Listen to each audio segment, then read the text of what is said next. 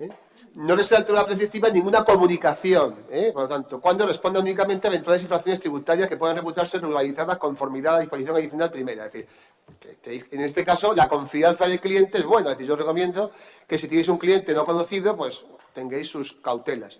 Pero si tenéis un cliente conocido, como creo que todos los clientes vuestros son leales, son las personas, son empresarios generalmente, pues entonces si tienes un cliente conocido y quiere acogerse a la regularización, pues que se acoja, que en principio no hay que dar ningún parte a blanco de capitales. También, y lo admitió el Consejo de Estado en este caso, se admite la regularización de efectivo. O sea, y de efectivo y cómo se prueba y tal. Bueno, pues se dice, pues mira, está muy sencillo. Si yo antes de la fecha de presentación de la declaración meto el dinero de una entidad financiera de la Unión Europea y de la Unión Espacio Económico Europeo, salvo Liechtenstein, ¿no? Pues entonces ya hace prueba, ¿de acuerdo? De que lo tenía antes una presunción del 31 de diciembre de 2010.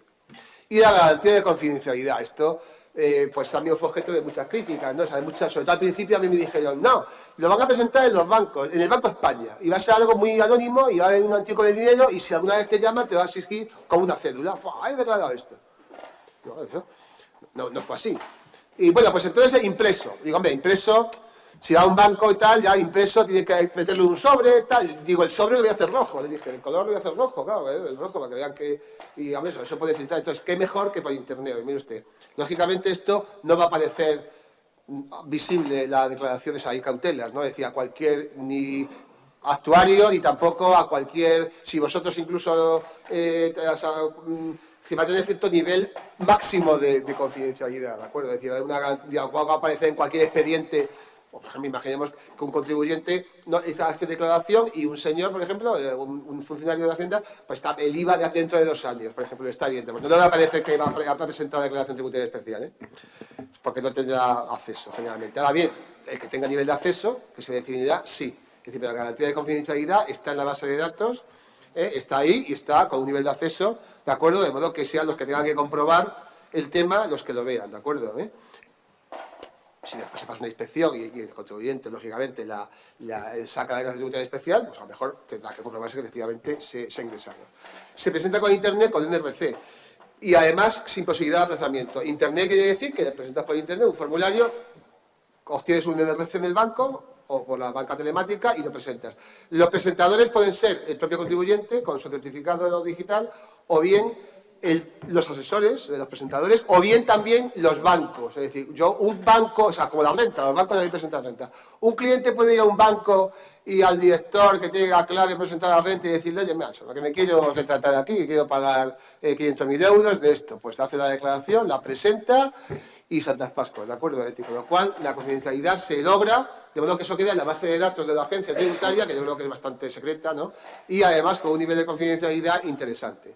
Y ahí está plasmado. Con lo cual, garantía de confidencialidad toda. Por último, ya me queda hablar brevemente de 2 cosas, del anteproyecto de la normativa contra el fraude y del anteproyecto de modificación del Código Penal. Realmente son medidas que están en información pública, yo insisto, es decir, así como la declaración tributaria especial, que sale el lunes, por cierto, creo, iba a salir hoy, pero la hemos parado, ¿no? Porque hacía falta hacer pruebas en el formulario y tal, queremos que las cosas funcionen, ¿no? Es decir, el encargado de hacer las pruebas soy yo y había algunos fallos, entonces la hemos parado. El lunes seguramente la sacamos, ya la orden. Además, estas medidas son ya medidas reales, estas son medidas propuestas, es decir, de aquí a que salgan estas, salgan otras. Estas son las propuestas, muchas de estas saldrán. Algunas tal cual, otras con matices y habrá otras nuevas. Es decir, con lo cual esto es una ponencia que damos hoy. Dentro de 6 meses, a lo mejor, pues habrá que quitar, poner y repetir. Pero bueno, lo que está en marcha, es decir, bueno, efectivamente, cualquier proceso fiscal te está diciendo que primero hace la regularización y después hace las medidas contra el fraude serias. Das una oportunidad, vamos, a los clientes. Una oportunidad, ¿de acuerdo? Que después ya sea una cosa bastante más lucha contra el fraude en sí. Medidas normativas, las aplicativas ya las hemos visto, es decir, pero normativas. Pues yo lo hemos distinguido en varios. Hay múltiples medidas, es decir, no sé si habéis estudiado el anteproyecto, pues hay medidas, yo lo he dividido en 8 apartados, como podría dividirlo en 12, en 14 o en 3, ¿no? Medidas contra el fraude del proceso de recaudación, reforzamiento del procedimiento sancionador, reforzamiento del crédito público, la obligación específica de bienes y derechos en el extranjero. Esto ya enlaza con lo anterior, es decir, canto al sol, ese es un canto al sol. Si vemos eso, lo tiene que visitar todo el mundo, personas físicas, jurídicas, entidades, que sean titulares de cuenta. Y dice, joder, en el extranjero, yo voy a declarar que soy titular de cuenta. Dice, ojo, que Estados Unidos, como tengas en cualquier banco de Miami, ahí te va a dar información y además va a estar en la nube. Voy a declararlo, a ver qué pasa, ¿no? Es decir, y además eso no va a prescribir. Con lo cual, si te otro demuestro que tienes ahí 5 millones de euros, digo que eso es del 2010, por ejemplo, que es el último prescrito. Sí, eso ya me mosquea, ¿no? Y dice, bueno, voy a presentarlo, a ver qué pasa, y voy a intentar declararlo, además, ese rendimiento, ¿no? Es decir, que eso no es un canto al sol, es decir, que la teoría es intentar tener información, que es lo fundamental. Yo hoy soy muy... en el sentido de decir información, aplicativo, tal, las medidas jurídicas bien, pero vamos a ver las medidas operativas. Limitación del pago en efectivo, que ha sido pero es una medida solamente, es lo que más se ha hablado. Limitación del pago en efectivo. Bueno, la exclusión del método de estimación objetiva, que incluso a lo mejor yo entiendo que podría incluso hacerse más, pero vamos, eso pues incluso en el coloquio lo podemos ver. El IVA, evitar algunos comportamientos fraudulentos que están produciendo, y otras medidas, ¿no? Borrador, etcétera. Contra el fraude del proceso de recaudación, pues ahí, sin ánimo de estar exhaustivo, ahí están las medidas, ¿no? Pero vamos, en sucesores, por ejemplo, se incrementa el valor de la cuota de liquidación que opera como límite de responsabilidad.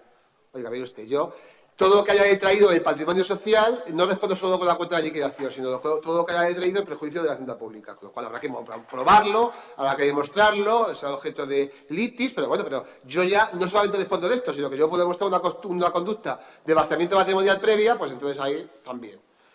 Y se da cobertura a la sucesión de todas las entidades jurídicas, incluso las públicas. También delimitación del alcance de la responsabilidad tributaria en el caso de sanciones. Eso es bueno porque se da la posibilidad de que si se deriva la sanción, ¿de acuerdo?, al responsable también se hace la posibilidad de que se acoja a la reducción por conformidad y a la reducción por pronto pago. Yo creo que es una medida bastante interesante.